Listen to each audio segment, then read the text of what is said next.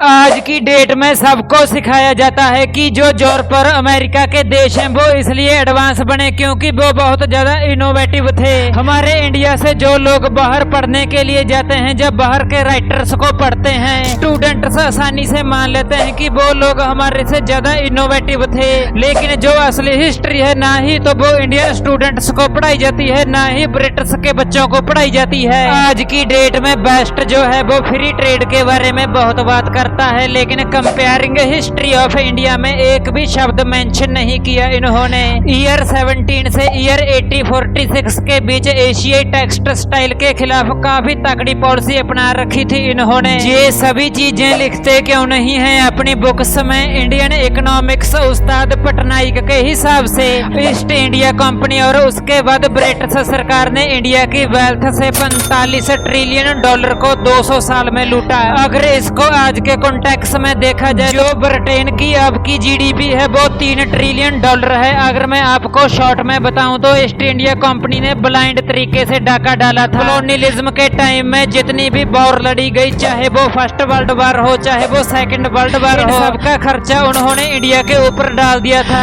और फिर उसको कर्ज में दिखाकर सालों तक जहां से रेवेन्यू और इंटरेस्ट लेता रहा। इन्होंने बिहार, उड़ीसा और बंगाल से इतना ज्यादा टैक्स कलेक्ट किया कि कुछ बचा ही नहीं। ईयर 1770 में अकाल पड़ गया था, करीब 70 लाख से 1 करोड़ लोगों की मौत हो चुकी थी। अभी आपके दिमाग में चल रहा होगा कि अकाल तो नेचर की वजह से पड़ता है। इनका मेन रीजन जो था वो ईस्ट इंडिया कंपनी की अग्रेसिव पॉलिसी ही थी। जब इस भूखमरी से लोग मर गए थे, जो मरे हुए लोग थे उनका जो टैक्स बनता था वो जिंदा लोगों से कलेक्ट किया गया। इस कंपनी ने वहां पर लूट लूट कर भूखमरी फैला दी थी। ईस्ट इंडिया कंपनी ने लूटा हुआ माल बड़ी ही आसानी से ब्रिटेन में पहुंचा देती थी और खुद ये company day by day strong होती जा रही थी। आजादी के बाद अब तक इंडिया जिन प्रॉब्लम्स में फंसा हुआ है उनमें से ज्यादातर जो सेंटर है वो ब्रिटिश राज ही है। चाहे वो हमारा करप्ट सिस्टम हो, जुडिशल सिस्टम हो, पुलिस का अत्याचार हो या फिर रिलीजन का इशू हो, ब्रिटिश इतना पैसा लूट कर ले गए, लेकिन आज की डेट में इनकी इकोनॉमी फटेहाल हो गई है। वहीं इंडिया इतना पैसा लुटवाने के बाद भी दोबारा ट्रैक पर आ रहा है। और रही बात ईस्ट इंडिया कंपनी की, एक इंडियन राजीव मेहता ने इसको अभी खरीद लिया है।